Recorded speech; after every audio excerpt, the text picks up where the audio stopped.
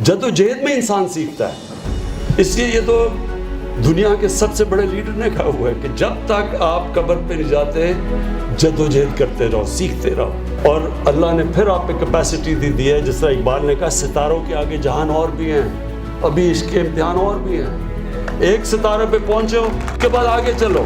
अब मैं आपको ये यकीन दिलाता हूँ मेरे से ज़्यादा टैलेंटेड खिलाड़ी थे, लेकिन फ़र्क ये था कि मैं पहले क्या मैं पाकिस्तान का बेस्ट ऑलराउंडर बनूंगा, ये मेरा एम था।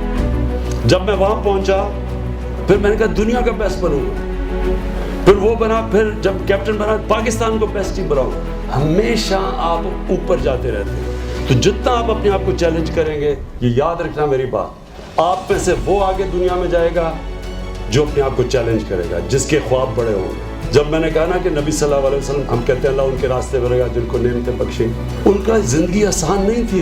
ये जो आसान ज़िंदगी ढूंढते हैं, मैं फिर से कहता हूँ कि आसान ज़िंदगी आपकी तबाही है, एक किस्म की मौत है, आपका पोटेंशियल ख़त्म होना। नबी सल्लल्लाहु अलैहि वसल्लम और बाकी पैगम्बरों के सबके मुश्किल रास्ते थे, किसी का आसान रास्ता नहीं था, लेकिन मुश्किल रास्ता ही आपको ऊपर लेके जाता है। रॉबर्ट फ्रॉस्ट की सेइंग है कि I chose the path less trodden upon and that's what made the difference.